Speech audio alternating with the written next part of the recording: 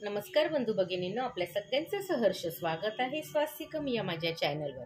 आज मी आपल्यासाठी तिरुमला तिरुपती श्री व्यंकटेश्वर बालाजी चे जीवनचरित्रे व महात्म्य याच्यातील पुढील कथा घेऊन आलेली आहे। आणि आपल्याला जर माझे व्हिडिओ खरंच आवडत असतील तर आपण माझ्या चॅनलला लाईक करा।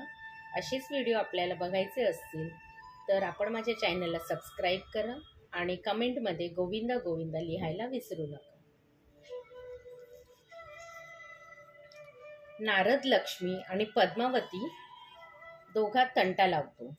लक्ष्मी कोल्हापुरात आपल्या पतीच्या तपस्या करीत होती। नारद महर्षी त्रिलोक संचार करीत करीत लक्ष्मीजवळ गेले। नारदाचे येणे पाहून लक्ष्मीदेवीने त्यांचा आदर सत्कार करून कुशल प्रश्न विचारित म्हणाली, हे नारद महर्षी, माझ्या पतिदेवाविषयी काही माहिती सांगा। कोणत्या संकटात तर सापडले नाहीत ना? लक्ष्मी देवीचे विचारणे ऐकून नारद हसत म्हणाले, हे लक्ष्मी देवी, तुमच्या पतींना काय पाहायचे आहे?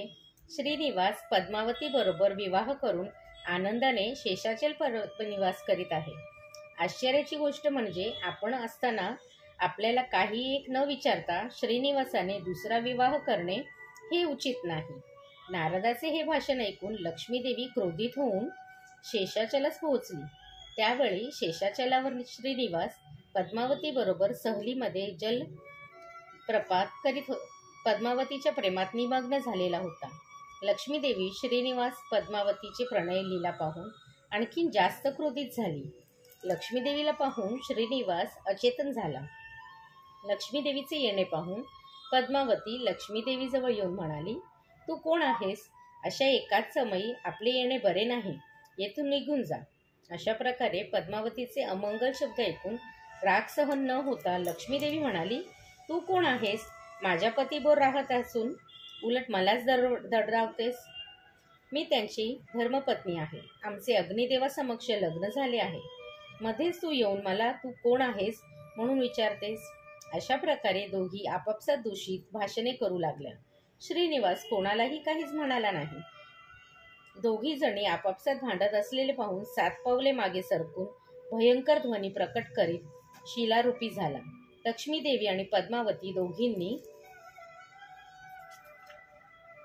भयंकर शब्द ऐकून मागे फिरून पाहिले तर श्रीनिवास शिलारूपी झालेला दिसला। लक्ष्मी आणि पद्मावती दोघीही श्रीनिवासाच्या दोन्ही बाजूला उभ्या राहून रडू लागल्या। शिलारूपी श्रीनिवास पद्मावती आणि लक्ष्मी देवीला पाहून म्हणाला, हे लक्ष्मी, ही पद्मावती तुझ्या अंशानच जन्मास आली आहे। त्रेतायुगात मी रामावतार असताना रावणाच्या लंकेत तुझ्याबद्दल मायावी सीता होऊन अनेक कष्ट सहन करून तुझे रक्षण केले। ती मायावी सीता वेदवतीच पद्मावतीच्या नावाने जन्मास आली आहे। रावणाचा संहार केल्यानंतर सीतेने अग्निप्रवेश केला। त्यावेळी अग्निदेवाने दोघांनाही प्रकट केले। त्यावेळी मी देवाला वेदवतीशी विवाह करण्याचे वचन दिले। मी माझे वचन निभावले। तू हा विषय न जाणता पद्मावतीशी भांडत आहेस, ह्यात तुम्हा दोघींचाही दोष नाही। श्रीनिवासाचे असे सांगणे ऐकून लक्ष्मी देवी आपल्या दिव्य दृष्टीने ओळखती झाली। तेव्हा पश्चाताप होऊन श्रीनिवासाची क्षमा मागितली। पद्मावतीच्या गळ्याला मिठी मारून म्हणाली, भगिनी, मी अजाणता तुझ्याशी भांडण केले, माझी चूक झाली, ती विसरून जा। लक्ष्मी देवी आणि पद्मावती दोघींनी श्रीनिवासाला आपल्या वक्षस्थळी सामावून घेऊन, हे लक्ष्मी, तू माझ्याशी रुसून गेल्यानंतर मी निर्धन झालो।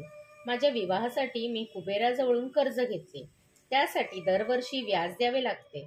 मला ही चिंता आहे की ते व्याज कशा प्रकारे परतफेड करू शकेन।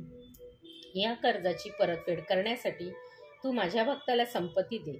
मी त्याच्या स्वप्नात जाऊन सांगेन की तुमच्या पापकर्मापासून विमुक्त होण्यासाठी माझ्याजवळ येऊन केशवखंडन करून वसुदान धनदान करून माझे दर्शन करा, तरी तू त्यांना संपत्ती दे।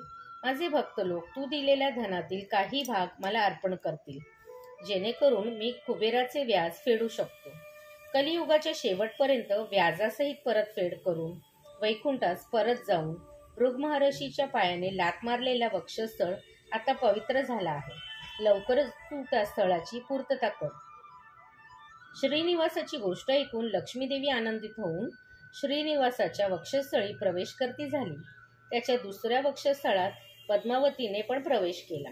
श्रीनिवास लक्ष्मीदेवीला पाहून म्हणाला, हे लक्ष्मी, तू आपल्या निज स्वरूपाला माझ्या उजव्या वक्षस्थळातून ठेवून तुझ्या पुण्याईने पद्म सरोवरात प्रवेश करून भक्तांचे रक्षण कर.